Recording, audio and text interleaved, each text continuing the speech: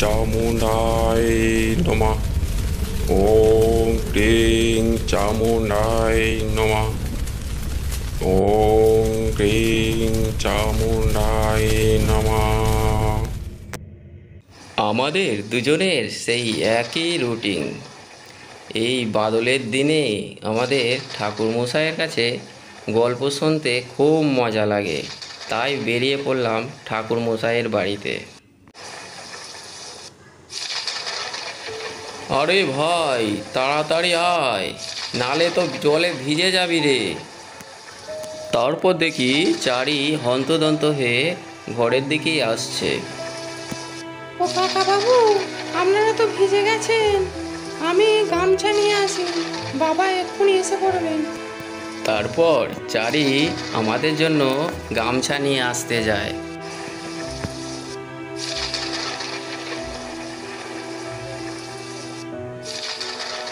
এই নিন কাকা বাবু আপনাদের গামছা, মুছে ওই চেয়ারে ততক্ষণ বসুন। তারপর কিছুক্ষণ ওয়েট করার পর ঠাকুরমশাই চলে আসেন বাড়ি। তা কখন এলে? বৃষ্টিতে তো ভিজে ঢোল হয়ে গেছো। তা কতক্ষণ এসেছো? এই কিছুক্ষণ এলাম, আর এই বৃষ্টিতে একটু না হয় ভিজলাম, তাতে কি হয়েছে। এরপর চারি আমাদের জন্য চপ মুড়ি নিয়ে এলো। এই নিন কাকা বাবু চপ মুড়ি, গল্প শুনতে শুনতে চপ মুড়ি কটা খেয়ে নিন। তারপর কিশোরী এক মুঠো মুড়ি নিয়ে চিবাতে চিবাতে বলল, এই ঝড় বাদলের দিনে ঠাকুরমশাইয়ের গল্প না শুনলে মনই বসে না। ঠাকুরমশাই একটা বরং গল্প বলুন। কিশোরীর কথা শোনার পর ঠাকুরমশাই খুব চটে গেলেন। তা তোমাদের কতবার বলবো যে আমি বানানো গল্প বলি না? সেই তোমরা বলেই যাও একই কথা। আর আমি যে গল্প বলি বাস্তবের সঙ্গে ঘটে যাওয়া ঘটনা। এদিকে বাইরে ঝড় বৃষ্টির তোলপাড় গল্পর মজা যেন আরও বাড়িয়ে দিয়েছে। তা আপনি বরং আপনার সঙ্গে ঘটে যাওয়া এই গা ছমছমে করা গল্পগুলোই আমাদের শোনান। একটি সম্পূর্ণ অন্ধকার ঘরে জমজমাট কালো অন্ধকার বেষ্টন করে রয়েছে ঘরের চতুর্দিক। আর ওই ঘরের বিটবিট করা আলো দেখা যাচ্ছে 3 ছায়ামূর্তি। এরপর ঠাকুরমশাই সিগারেট খেতে শুরু করলেন, তারপর আবার শুরু করলেন সেই রহস্যময় গল্পখানি। তারপর সেই ঘরের শিখার হলুদ আলো ছড়িয়ে পড়ছে বক্তার মধ্যে, আর ছটফট করছে এই গর্ভবতী নারী। সে প্রসব যন্ত্রণায় কাহিল হয়ে পড়েছে। আর বাইরের ঝড় বৃষ্টি বজ্রাঘাতের আঘাতে আমারও যেন প্রাণটা ছটফট করতে লাগলো। তাই কিছুটা পথ যাবার সময় দেখতে পেলাম সেই ঘটনা। এই এত ঝড় বৃষ্টির দিনেও ভেসে আসছে ওই নারীর কান্নার আওয়াজ। মৃদু আওয়াজ হলেও শোনা যাচ্ছে। ও মা, আর পাচ্ছি না, ও ও, ও মা, মাগো কি যন্ত্রণা, ও।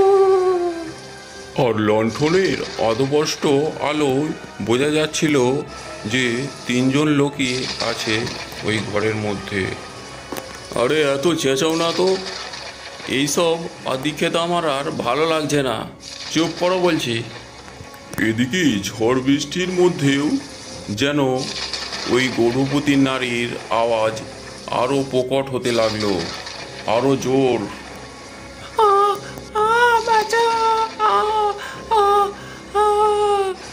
মরে গেলাম গো। তারপর আর্তনাদ হঠাৎ থেমে যায়, আর শুরু হয় শিশুকন্যার আর্তনাদের আওয়াজ।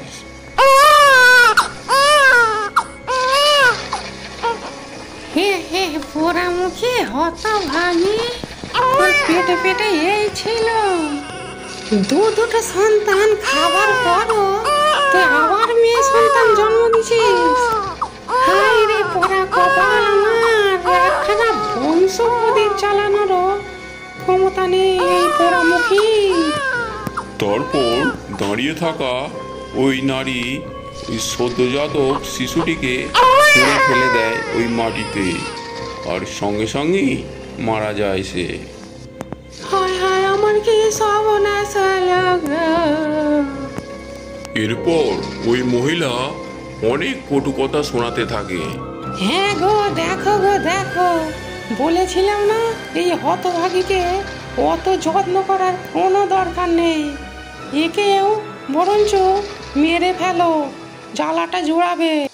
আর তারপর নবজাতক শিশুকে মারার পর আবার একটা ফন্দি আঁটতে থাকে। মা, ওকে যখন তুমি মেরে ফেলেছো, একেও রেখে লাভ নেই, একেও তুমি তাড়িয়ে দাও। আর এই মেয়েকে আমি আর নিতে পারবো না, একে বাড়ি থেকে আমি বার করে দেবো আজ। এই পোড়ামুখী, ওঠ ওঠ বলছি আগে, আবার শুয়ে আছে হতভাগী। আজ রাতেই তোকে আমি বিদায় করব, বুঝেছিস? আর আজকেই হবে তোর শেষ দিন। আর তখন বাজে রাত 1টা। তারপর যা দেখলাম ঘটনা, ওই মহিলাকে বালিশ দিয়ে চেপে মেরে ফেললো।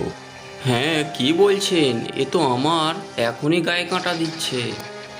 তারপর অত বজ্রাঘাতের মধ্যেও আর্তনাদের আওয়াজ শোনা যাচ্ছে বাইরে থেকে। তারপর ওই নারী লৌহ কঠিন হাত দিয়ে তাকে চেপে ধরলো। অনেক বাঁচার আশা করেছিল, কিন্তু শেষ বাঁচার ইচ্ছাটাও তার পূরণ হলো না। বলছি খোকা, এর তো একটা ব্যবস্থা করতে হবে, তা কি করবি?